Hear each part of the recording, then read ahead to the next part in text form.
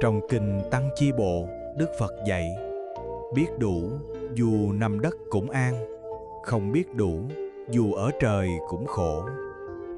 Ngày nay, chúng ta dễ gặp những người có tất cả mọi thứ: nhà cao, xe đẹp, sự nghiệp tốt.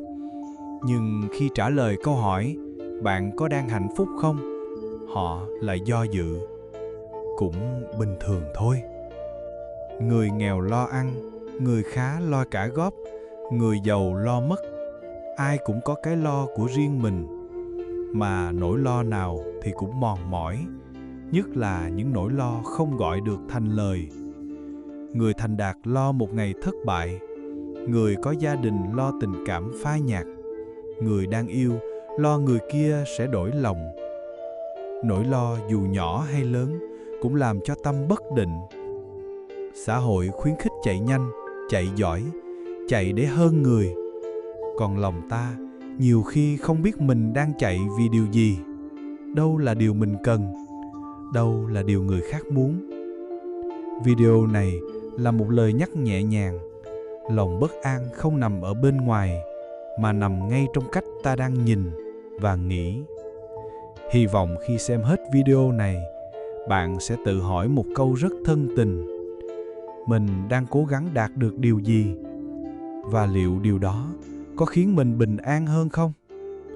Phần 1. Tại sao càng có nhiều, lòng càng không yên? Có một người đàn ông ngoài 40 tuổi, sống trong một căn hộ sang trọng giữa thành phố.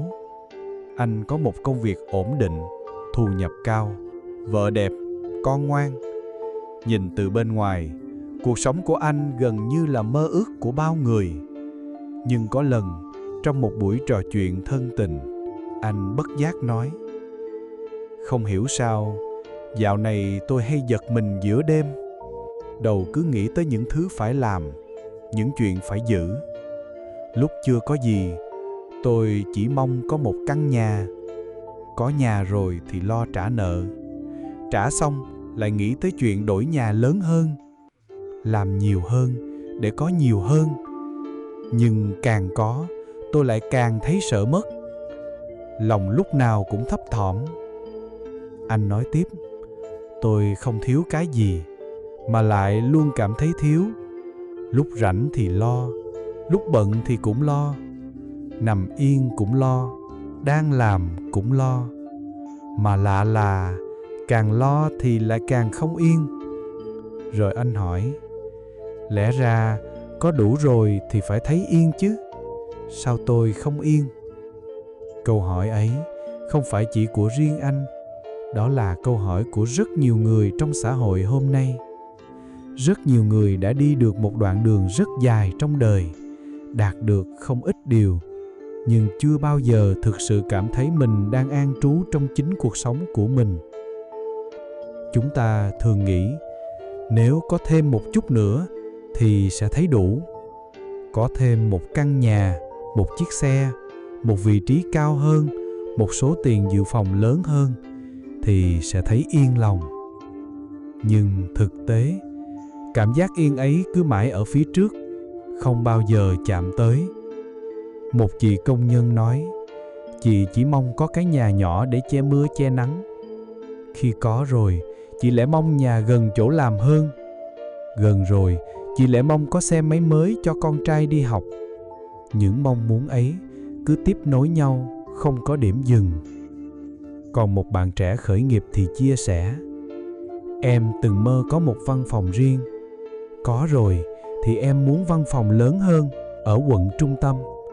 Rồi lại muốn có thêm chi nhánh. Nhưng càng mở rộng, em lại càng mất ngủ, vì lúc nào cũng sợ không đủ khả năng duy trì. Có người từng nói: tôi có thể mua được chiếc giường tốt nhất, nhưng không thể mua được giấc ngủ ngon. Quả đúng vậy, vì giấc ngủ không nằm ở giá tiền của cái giường, mà nằm ở độ nhẹ của cái tâm.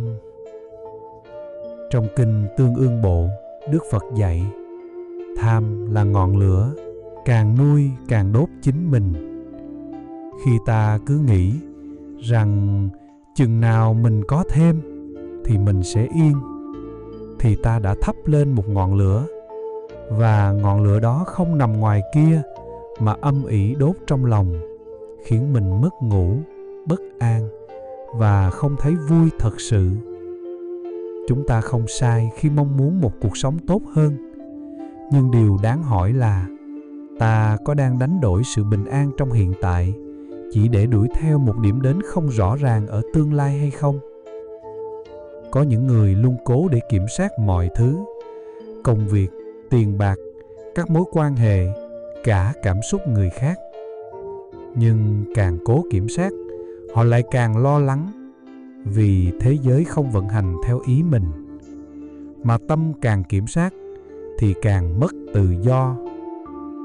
Một người bạn từng thở dài: tôi không biết từ khi nào, mỗi lần ăn cơm, đầu tôi vẫn đang ở email, vẫn nghĩ tới doanh thu.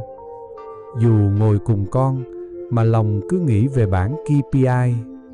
Thật sự, tôi thấy mình đang sống, nhưng không phải cho mình. Bình yên không đến từ việc có nhiều, nó đến từ việc buông xuống đúng lúc. Nhìn quanh, thấy con vẫn đang ngủ yên, thấy cơm vẫn còn nóng, thấy mình vẫn còn khỏe để đi làm mỗi ngày. Vậy là đủ rồi. Biết đủ không có nghĩa là không tiến lên, mà là biết rõ mình đang đi để sống, chứ không phải sống chỉ để đi mãi không dừng. Bởi vì một người cứ chạy mãi nhưng không biết mình chạy về đâu, thì sớm muộn gì cũng sẽ mỏi mệt, cả trong thân và trong tâm.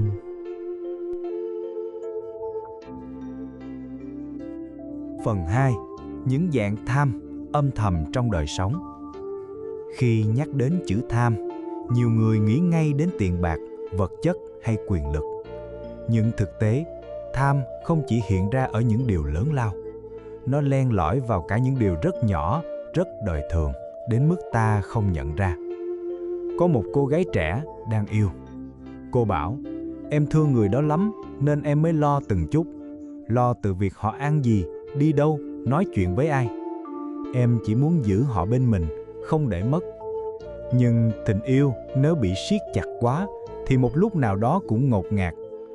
Không phải vì không còn yêu, mà vì người ta không còn thở được trong mối quan hệ đó. Tham ở đây không phải vì vật chất, mà là tham được yêu hoài, được người kia mãi mãi chỉ hướng về mình. Nhưng đời vốn đổi thay, mà lòng người lại càng mong manh.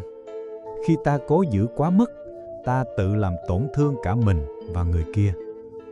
Có người không tham tiền, nhưng lại rất cần được khen. Mỗi khi làm gì, trong lòng luôn nghĩ, liệu có ai thấy mình giỏi không? Có ai công nhận không? Nếu bị chê, dù chỉ một câu, cũng buồn bã, mất ngủ. Đó là dạng tham, tham sự công nhận. Dù chẳng ai nhìn thấy, nhưng nó chi phối cảm xúc ta từng ngày. Cũng có người tham, đúng. Lúc nào cũng cần mình là người đúng nhất. Trong cuộc họp, trong gia đình, trong tranh luận, họ không thể chấp nhận người khác sai khác mình. Và vì vậy, họ luôn căng thẳng, gắt gỏng, dễ nổi nóng. Vì thực ra, đời sống không cần ai cũng đúng, mà cần ai đó chịu lắng nghe. Tham có nhiều hình thức. Có người tham an toàn đến mức không dám thay đổi, cứ sống mãi trong một vùng quen, một công việc không còn hứng thú, một mối quan hệ không còn tình cảm, chỉ vì sợ mất cái cũ mà không dám đón cái mới. Trong Kinh Tăng Di Bộ, Đức Phật dạy, có người tham ăn, có người tham nói, có người tham ngủ, có người tham được yêu thương, có người tham được kính trọng. Nhưng dù là tham gì, thì đều khiến tâm xao động và bất an. Cái đáng nói là tham không luôn khiến ta xấu.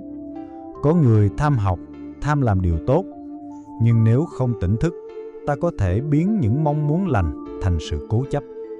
Cố gắng không sai, nhưng nếu trong tâm lúc nào cũng căng, cũng thấy chưa đủ, cũng không ngừng so sánh mình với người, thì đó không còn là động lực, đó là dính mắc.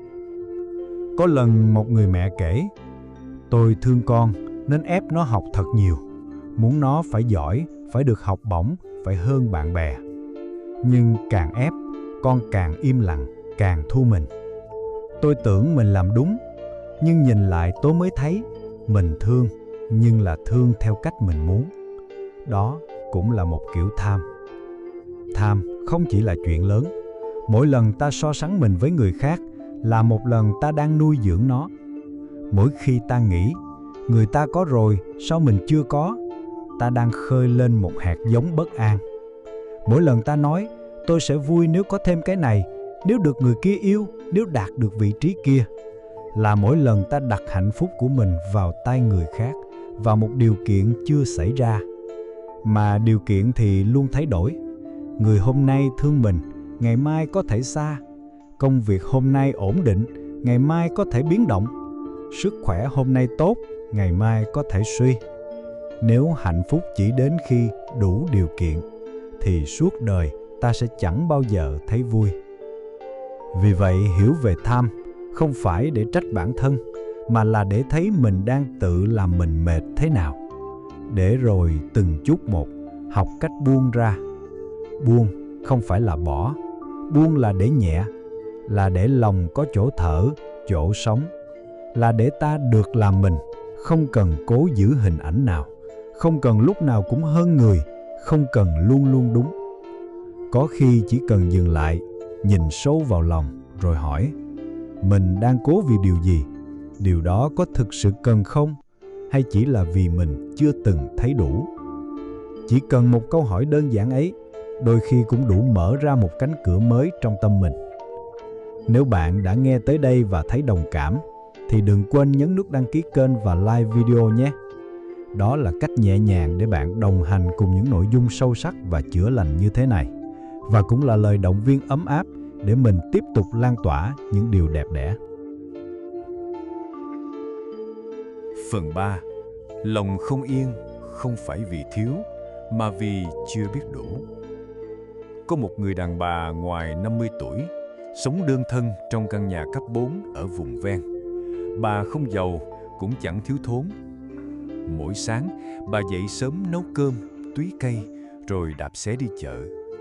Cuộc sống đơn giản, đều đặn như vậy đã hơn chục năm. Một lần, người cháu ở thành phố về thăm, hỏi: "Má Năm không thấy chán sao? Sáng nào cũng giống nhau, không đi đâu, không làm gì lớn lao." Bà chỉ cười: "Tao không chán, vì sáng mở mắt ra còn thấy ánh sáng, còn thở được, còn nghe chim hót là tao đã thấy vui rồi. Ngày nào còn khỏe, còn làm được gì đó là ngày đó đáng sống." Lòng bà bình yên không phải vì bà có nhiều, mà vì bà biết rõ điều gì là đủ với mình.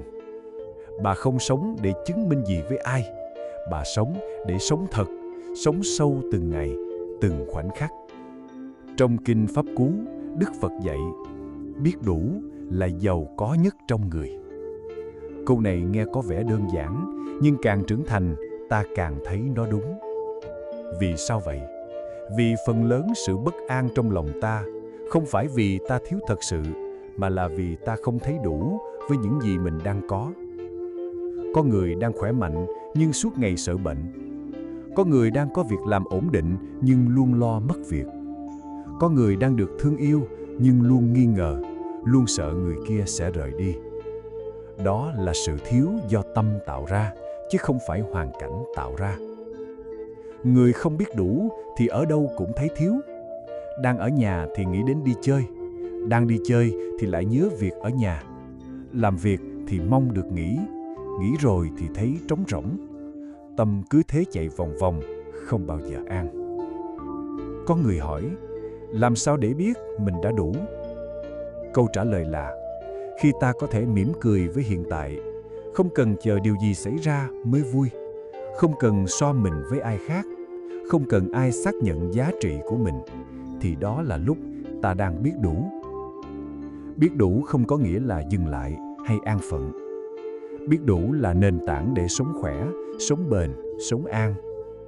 Người biết đủ vẫn có mục tiêu, vẫn làm việc, vẫn mơ ước, nhưng không vì thiếu mà chạy, không vì sợ mà phấn đấu. Họ đi vì muốn trải nghiệm, không phải để khỏa lấp bất an. Trong Kinh Tăng Chi Bộ, Đức Phật kể về một vị tỳ kheo sống trong rừng.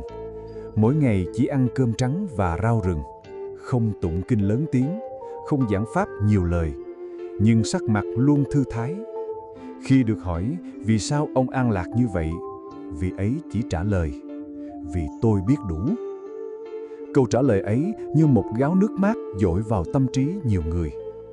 Vì càng sống trong xã hội hiện đại, con người càng bị cuốn theo những chuẩn mực so sánh, những tiêu chuẩn thành công được bày ra mỗi ngày. Nhưng chuẩn mực thì không bao giờ đứng yên, còn lòng người thì lại dễ dao động.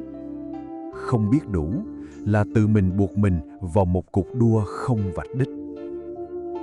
Một người biết đủ, dù ăn cơm rau cũng thấy ngon. Một người không biết đủ, dù tiệc lớn mâm cao cũng thấy thiếu. Một người biết đủ, dù đi xe cũ cũng thấy thoải mái. Một người không biết đủ, dù đổi xe mới liên tục cũng không thấy yên. Biết đủ không có công thức cố định. Nó bắt đầu từ sự tỉnh thức, dừng lại, nhìn quanh và thành thật với lòng. Mình đã có gì? Mình đang có gì? Cái gì là thật sự cần? Cái gì chỉ là thói quen ham muốn? Có thể bạn chưa có nhà, chưa có xe, chưa đạt được mơ ước lớn. Nhưng nếu hôm nay bạn còn có sức khỏe, còn có người để yêu thương, còn có chén cơm ăn tối và giấc ngủ yên, thì bạn đang có nhiều hơn rất nhiều người khác. Và nếu lòng bạn cảm nhận được điều đó, trân trọng điều đó, thì bạn đang thật sự sống trong sự đủ đầy. Phần 4. Vậy làm sao để tâm được yên? Câu hỏi làm sao để tâm được yên tưởng như khó, nhưng thực ra đã được Đức Phật trả lời từ hơn 2.500 năm trước. Và cho đến hôm nay, câu trả lời ấy vẫn còn nguyên giá trị. Trước hết, để tâm yên, ta phải nhìn rõ rằng tâm không yên là do chính những suy nghĩ, lo lắng, mong cầu trong lòng mình sinh ra. Không phải ai làm ta bất an, mà chính là ta chưa thật sự hiểu mình, chưa biết dừng lại, chưa biết buông đúng lúc. Trong Kinh Tăng Chi Bộ, Đức Phật dạy 3 yếu tố để an trú nội tâm: sống đơn giản, sống tỉnh thức và sống có từ bi. Đây là 3 gốc rễ để một người nuôi dưỡng sự bình an từ bên trong. Thứ nhất, sống đơn giản. Không phải là sống nghèo nàn, mà là sống vừa đủ. Khi ta bớt đi nhu cầu tích lũy, bớt đi ham muốn chạy theo hình ảnh hay danh lợi, thì lòng ta sẽ nhẹ dần. Một người biết đơn giản hóa đời sống sẽ không bị kéo lê bởi những thứ dư thừa, không mỏi mệt vì chạy theo xu hướng, và đặc biệt là không đánh mất mình trong sự bận rộn vô nghĩa. Có một bác làm vườn từng nói: hồi trẻ tôi muốn nhà cao cửa rộng, nhưng càng chạy thì càng thấy xa. Giờ tôi trồng rau, nuôi cá, ngày nào cũng nghe chim hót, lòng thấy nhẹ hẳn, vì tôi không còn so mình với ai nữa. Thứ hai, sống tỉnh thức. Tỉnh thức là biết mình đang nghĩ gì, đang cảm gì, đang làm gì trong từng khoảnh khắc. Khi tâm ta chạy về quá khứ, ta thường hối tiếc. Khi tâm hướng tới tương lai, ta lo lắng. Chỉ khi tâm quay về hiện tại, ta mới thực sự sống và cảm nhận. Một cách rất thực tế để tập tỉnh thức là dừng lại và thở. Mỗi khi thấy lòng xáo trộn, hãy thở chậm lại. Hít vào, biết mình đang hít vào. Thở ra, biết mình đang thở ra. Chỉ vài phút như thế thôi mỗi ngày, tâm cũng bắt đầu lắng xuống. Trong kinh Quán Niệm Hơi Thở, Đức Phật từng nhấn mạnh rằng người biết thở là người biết sống. Người biết sống là người an trú trong hiện tại. Thứ ba, sống có từ bi. Một trong những nguyên nhân khiến lòng ta không yên là do sân hận, phán xét, trách móc. Khi ta giận người khác, thật ra người khổ đầu tiên lại chính là ta. Khi ta không tha thứ được, người bị giam trong oán hận lại chính là mình. Từ bi không có nghĩa là mềm yếu hay chấp nhận điều sai. Từ bi là khi ta đủ hiểu để không cần hận nữa, đủ thương để thả lỏng chính mình. Khi lòng đầy từ bi, ta không còn thấy thế giới là mối đe dọa, mà thấy ai cũng đang khổ và ai cũng đáng thương. Có người từng hỏi, làm sao để biết lòng mình yên thật sự? Câu trả lời là, khi không còn thấy gồng, không còn thấy phải chứng minh, không còn thấy phải tranh đúng sai cho bằng được. Mình được là mình và thấy đủ với điều đó. Tâm yên không phải là không nghĩ gì, không cảm gì. Tâm yên là khi có nghĩ, có cảm, nhưng ta không bị cuốn đi. Giống như mặt hồ, dẫu có gió thổi, vẫn có thể phản chiếu bầu trời trong vắt. Để tâm yên, không cần phải đi xa, chỉ cần quay về bên trong và bắt đầu từ những điều nhỏ nhất. Thở, dừng lại, nhìn sâu, buông xuống, và rồi bạn sẽ nhận ra bình yên chưa từng ở đâu xa, nó luôn ở đó, chỉ chờ mình quay về. Sau tất cả những nỗ lực, sau những điều đã đạt được hay chưa kịp có, điều mà ai trong chúng ta cũng đang mong mỏi, thực ra chỉ là một điều rất giản dị, một cảm giác bình yên. Bình yên không nằm trong thành công rực rỡ, không đến từ những thứ hào nhoáng bên ngoài. Nó bắt đầu từ bên trong, từ khi ta biết dừng lại đúng lúc, biết đủ với những gì đang có và biết buông những điều không cần thiết. Khi ta có thể ngồi ăn một bữa cơm mà lòng thấy biết ơn. Khi ta có thể thở một hơi thật sâu mà không thấy gấp gáp. Khi ta nhìn ai đó đang bên cạnh mà không lo sợ mất họ. Đó chính là bình yên. Trong Kinh Pháp Cú, Đức Phật dạy, người không bị tham chi phối, không bị sân làm đục lòng, không bị si khiến mê mờ. Người ấy sống như nước suối trong, mát lành và yên ổn. Mỗi ngày, hãy dành một chút thời gian cho chính mình, không phải để làm thêm mà để nhìn lại, không phải để chạy theo mà để quay về. Bình yên chưa từng ở đâu xa, nó luôn ở đó, chờ ta trở về. Chúng ta không cần phải rũ bỏ tất cả để đi tìm bình yên. Chúng ta chỉ cần sống chậm lại một chút, bớt một chút mong cầu, thêm một chút nhìn lại. Hãy thử ngồi yên vài phút mỗi ngày, không làm gì cả, chỉ để thở và cảm nhận. Đó không phải là lãng phí thời gian, đó là cách để trở về. Và nếu hôm nay bạn cảm thấy lòng mình đang xoay vòng, đang rối, thì xin hãy nhớ rằng không cần chạy đi đâu cả. Bình yên không ở phía trước, nó đang đợi bạn ngay bên trong. Chúc bạn đủ nhẹ để buông, đủ hiểu để sống thật và đủ thương để quay về với chính mình. Nếu bạn thấy video này hữu ích, đừng quên nhấn like để ủng hộ, chia sẻ để lan tỏa năng lượng bình an và đăng ký kênh để cùng đồng hành với những nội dung chữa lành sâu sắc hơn trong những video tiếp theo.